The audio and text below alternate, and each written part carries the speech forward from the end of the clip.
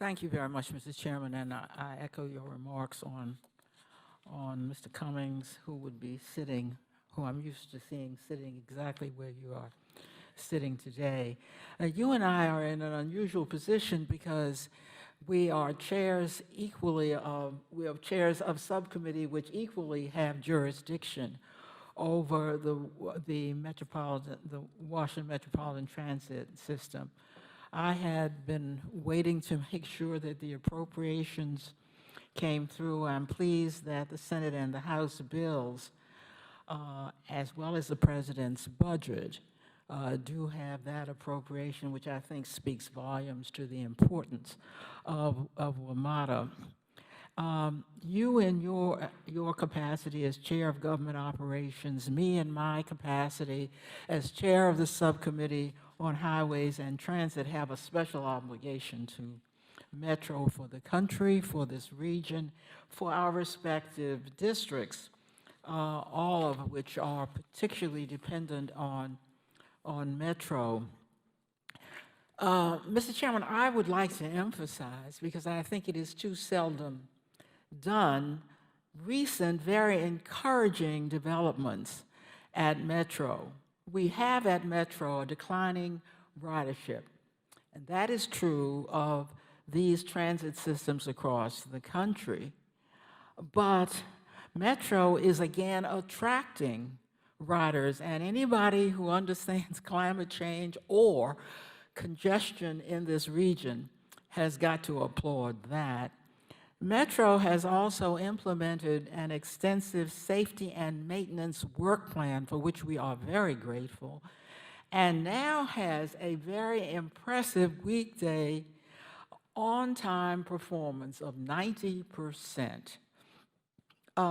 It is in the interest of the federal government to do all we can to keep spurring these important developments.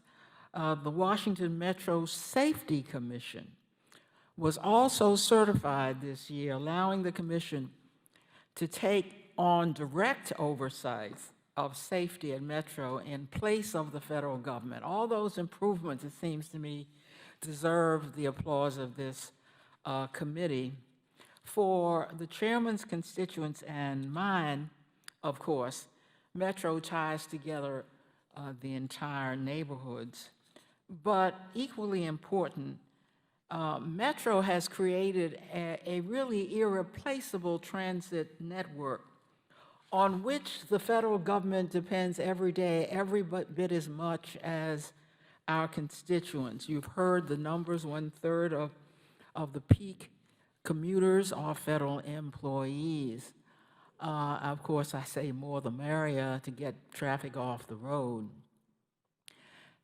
Over half of Metro stations serve federal facilities, and look how important they are. The Pentagon, the Smithsonian, which is, of course, part of the tourist mecca for the nation's capital and the region, the Census Bureau, it serves the Internal Revenue Service, and of course, the U.S. Capitol itself. Neither the federal government nor the regional economy would be possible today without Metro. Perhaps there was a time, but no longer.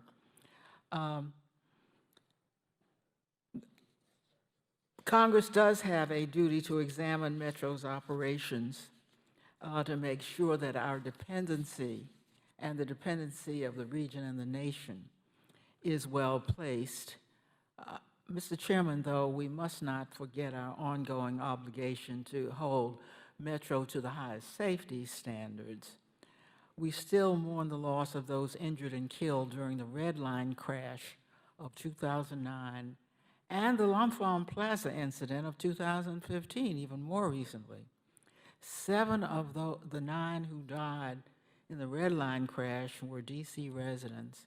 Proper safety protocols and regular maintenance can help reduce the likelihood of such tragedies. In addition to considering operational safety, we must maintain vigilance, and I would be remiss if I did not mention cybersecurity threats and the risk they pose to this system. I look forward to today's testimony and very much appreciate our witnesses for coming forward and you, Mr. Chairman, for holding this hearing.